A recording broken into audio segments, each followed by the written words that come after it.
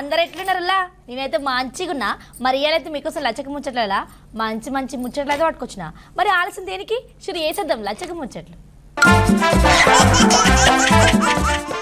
అన్ని అవయవాలల్లా కళ్ళు చాలా ముఖ్యం అంటారు కళ్ళు ఉంటేనే కదా ఏ పనినైనా చక్కగా చేసేది కొద్దిసేపు చీకట్లో ఉంటే చాలు వణుకు ఊడుతుంది ఎవ్వరికైనా అసొంటిది చిన్నప్పుడే కళ్ళు పోయిన సుత ఆత్మవిశ్వాసంతో గీ అన్న జిందగీలా ఎట్లా రాణిస్తాడో చూడాలి మరి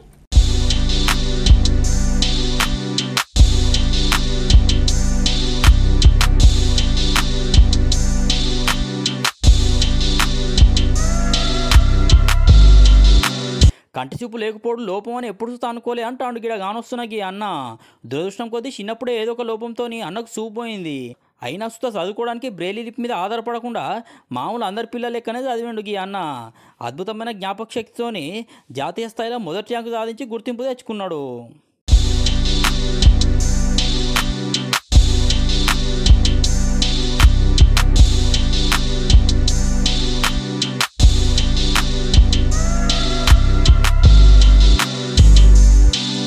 కరీంనగర్ జిల్లాలో ఉండే ఈ అన్న పుట్టుకతోనే అందుడు కాదట అదృష్టం మంచిగా లేక 3వ తరగతిలో ఉన్నప్పుడు కోట్ల మందిలో ఒక్కరికి వచ్చే బీమారా వచ్చిందట ఎన్ని దవాఖానాలు తిరిగినా లాభం లేకుండా అయింది అయ్యావాళ్ళు మస్తు అందుబాటురాట లక్కీ అనే ఈ అన్న 5వ తరగతికి వచ్చేటప్పుడు సూప్ మొత్తం పోయింది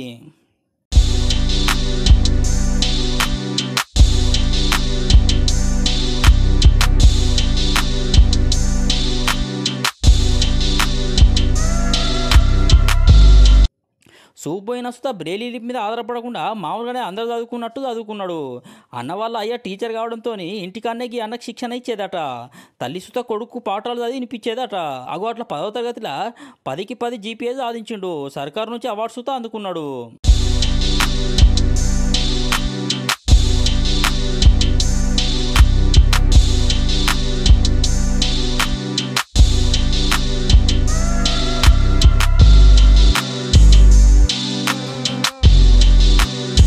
ఇంటర్లో సుత ప్రతిభ చూపెట్టి వారేవా అనిపించుకున్నాడు ఈ అన్న హెచ్యూ ఇంటిగ్రేటెడ్ ఎంఏ సోషల్ సైన్స్ పరీక్షల జాతీయ స్థాయిలో మొదటి ర్యాంక్ రావడంతో అన్న పేరు అంతటా మారుమోగింది ఇప్పుడు అన్న హైదరాబాద్ పట్టణంలో ఉన్న సెంట్రల్ యూనివర్సిటీలో ఐఎంఏ పొలిటికల్ సైన్స్ అవుతాడు భీమఐఎస్ అనే యాప్తోని సెల్ ఫోన్ ల్యాప్టాప్లో కంప్యూటర్ కోడింగ్ శిక్షణతో తీసుకుంటాడు సంగీతం మీద సుత కాయుషున్నగి అన్న లైట్ అండ్ డార్క్ అనే డాక్యుమెంటరీ సుత తీసినట్లు సొంతంగానే రచన చేసి దోస్తుల సాయంతో దర్శకత్వం చేసిండు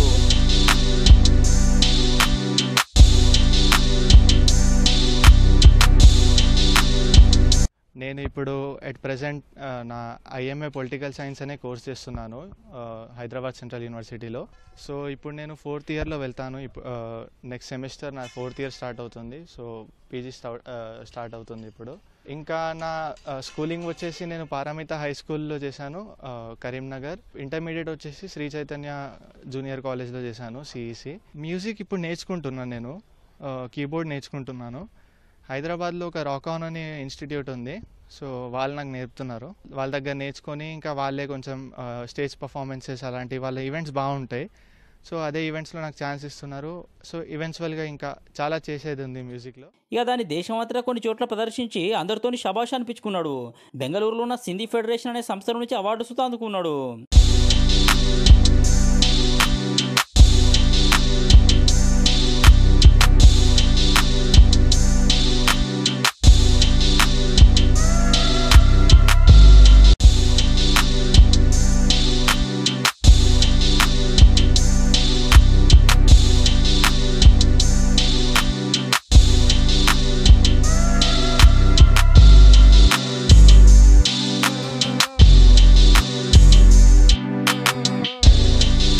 అయితే లైట్ అండ్ డార్క్ అని నేను చిన్న డాక్యుమెంటరీ ఏదైతే తీసానో అంటే ఒక ప్రాజెక్ట్ ఉండే మా కాలేజ్లో సో యాజ్ ఎ ప్రాజెక్ట్ పార్ట్గా నేను చేశాను ప్రొఫెసర్ గైడ్ చేశారు చేయమని ఏమైనా స్క్రిప్ట్ నేను రాశాను ఐడియా నాది ఉండే editing work photo video shooting angles ఏవైతే తీసుకోవాలో మా ఫ్రెండ్స్కి ఎక్కువ ఐడియా ఉంటుంది బాగాని వాళ్ళు కరెక్ట్గా తీసారన్ని సో 4-5 మెంబర్స్ కలిసి ఫ్రీ టైం బేస్ మీద ఉన్నప్పుడు ఒకళ్ళు వచ్చి కంబైన్గా కలెక్టివ్గా మేము ఒక యాక్టర్స్తోని ఎంత కలిపితే ఒక 18-20 మెంబర్స్ చేసామంటే కెమెరా యాక్టర్స్ అంతా కలిపి స్పాట్స్ అంటే south India Sindhi federation side నుంచి బెంగళూరులో హుబ్లీలో ఇంకా హైదరాబాద్ నుంచి గవర్నమెంట్ ఆఫ్ తెలంగాణ నుంచి ఒకసారి డిజబిలిటీ డే రోజు సో ఇలా కొన్ని ఉన్నాయి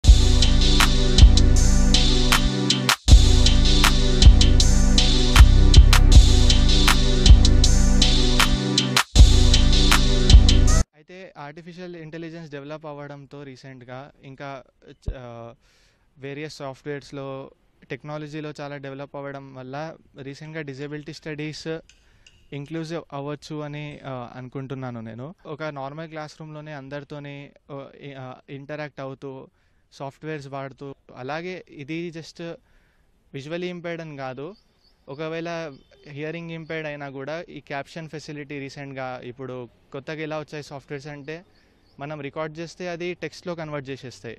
సో లెక్చర్స్ రికార్డ్ చేసి టెక్స్ట్లో కన్వర్ట్ చేస్తే ఎవరికైతే వినిపించదో వాళ్ళకి కూడా సింపుల్గా అర్థమైపోతుంది అన్నమాట ఎలా చదవాలి ఏంది అని. సో ఇలాంటి డెవలప్మెంట్స్ని స్కూల్స్ మంచిగా వాడుకొని ఒక స్టెప్ తీసుకొని ఇంక్లూజివ్ ఎడ్యుకేషన్ దిక్కు ప్రతి స్కూల్ కొంచెం అందరినీ ఒక ఛాన్స్ ఇచ్చి క్లాస్లో అట్లీస్ట్ ఒక స్టూడెంట్ అన్న ఛాన్స్ ఇచ్చి స్టార్ట్ చేస్తే ఇది ఈ ఇన్స్పిరేషన్ అనే వర్డ్ ఉండదు, ఇక లైక్ నార్మలైజ్ అయిపోతుంది అంతా. అలా అవ్వాలని నాకు ఒక డ్రీమ్ ఉంది. ఆత్మవిశ్వాసంతో ప్రణాళికలతో కష్టపడకుండా అనుకున్న లక్ష్యాలను సాధిస్తున్న ఈ అన్నను చూసి చాలా గర్వంగా ఉన్నదని చెప్తారు అన్న వాళ్ళు అయ్యా వాళ్ళు. 3 నుంచి 5 వయసు లోపల మొత్తం దృష్టి లోపం వచ్చేసింది బాబుకు. ఎన్ని హాస్పిటల్స్ ఉన్నాయో అన్ని హాస్పిటల్స్లో చూపించడం జరిగింది. ఇక్కడ కూడా ప్రత్యేకమైన ట్రీట్మెంట్ లేకుండా పోవడం. తర్వాత పారామిత విద్యా సంస్థలు వాళ్ళు మమ్మల్ని కనికరించి వాళ్ళు బాబును నర్సరీ నుంచి 10th వరకు ఇక్కడే చదివిపించారు. 10th లో 10/10 GPA సాధించడం, ఇంటర్లో 98.5 సాధించడం, UGC ఎంట్రన్స్లో ఆల్ ఇండియా ఫస్ట్ ర్యాంక్ సాధించడం, అంతేకాకుండా స్పానిష్ నేర్చుకోవడం, అంతేకాకుండా సంగీతం నేర్చుకోవడం, నేషనల్ లెవెల్స్లో గోల్ బాల్ ఆడడం, ఇవి చాలా పెద్ద అచీవ్మెంట్స్. అంటే సర్వసాధారణ పిల్లలు చేయలేని పనులను కూడా బాబు చేయగలుగుతున్నాడు. ఈ అద్భుతానికి చాలా మంది సహకరించారు. 10th లో 10/10 GPA సాధించినందుకు రాష్ట్ర ప్రభుత్వ అవార్డు వచ్చింది, అలయన్స్ ఇంటర్నేషనల్ అవార్డు వచ్చింది, ఇంకా ఎన్నో అవార్డ్స్ వచ్చినాయి. Sindhi federation of South India award వచ్చింది, shining star of South India award వచ్చింది. ఇంకా ఆర్టిఫిషియల్ ఇంటెలిజెన్స్ ద్వారా ఇంక్లూజివ్ ఎడ్యుకేషన్కి ఎలా సహాయం చేయాలో అనేది తాను నేర్చుకొని మిగతా దివ్యాంగులకు సహకారం అందించడం, ఇలాంటి చాలా పనులు చేస్తున్నాడు. కాబట్టి నేను గర్విస్తున్నాను లక్కీ నా కొడుకు. అంధత్వాన్ని జయించి విజయాన్ని అలవోకగా సాధించిన ఏకైక చిన్నారి మన పారమిత నుండి రావడం నిజంగా గర్వకారణం. 2019లో SSCలో స్టేట్ బోర్డ్ SSCలో ఫస్ట్ ర్యాంక్ సాధించి 10 GPA సాధించినటువంటి మొట్టమొదటి ఆసియా అబ్బాయిగా గుర్తింపదగినాడు. పారమిత స్కూల్కే గర్వకారణం ఈ అబ్బాయి.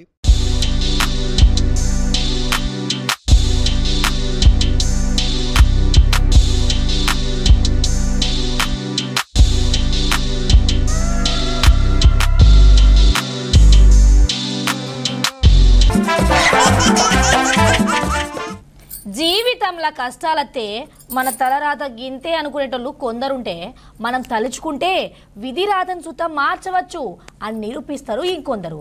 అవో గసొంటి చెల్లేకతే గిది కూడా.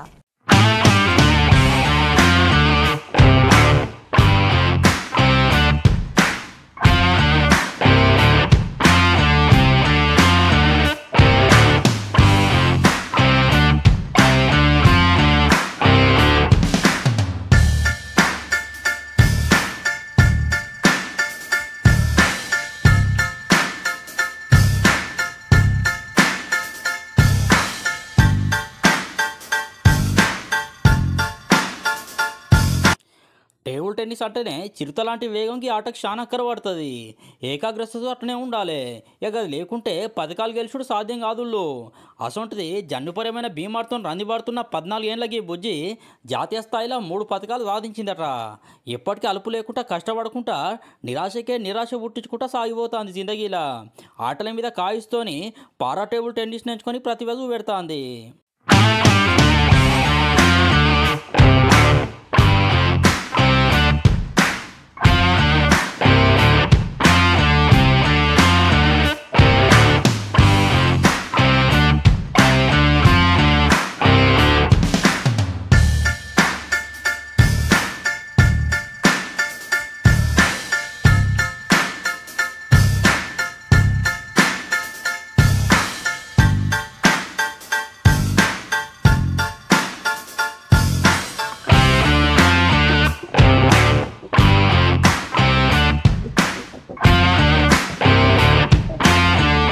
బుజ్జి పేరు గంగాపట్నం విజయ దీపిక.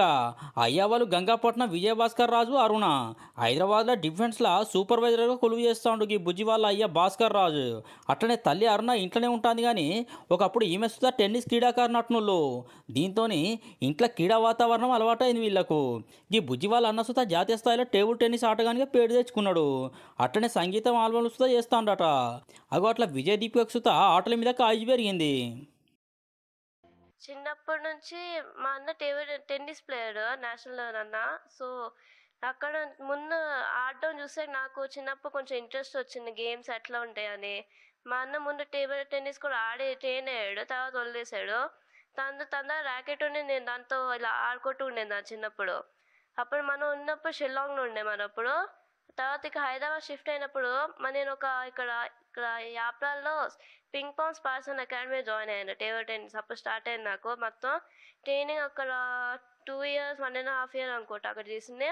తర్వాత మళ్ళీ షిఫ్ట్ అయ్యాను అకాడమీ, ఎందుకంటే ఇది కొన్ని ప్రాబ్లమ్స్ వల్ల. ఇన్స్పైర్ టేబుల్ టెన్నిస్ అకాడమీ అని ఒకటి ఉండింది, అక్కడ గ్రౌండ్ అయినా అక్కడ ఈజీ అని అక్కడ షిఫ్ట్ అయినాం మనం. అక్కడ నుంచి స్టార్ట్ అయ్యాను.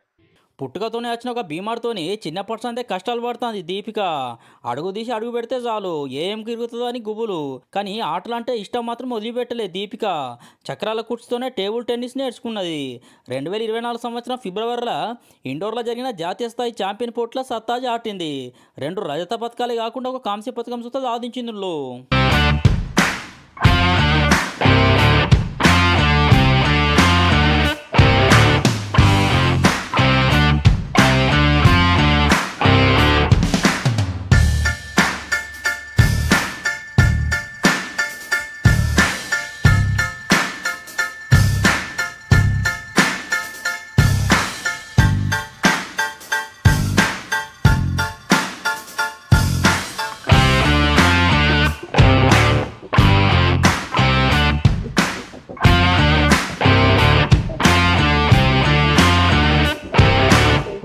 ఇక ఇట్లా ఉత్తగా ఆటలనే కాకుండా పాటలు పాడుడు బొమ్మలు వేసి ఇట్లా సుతా ప్రతిభ పెడతాంది చెల్లె.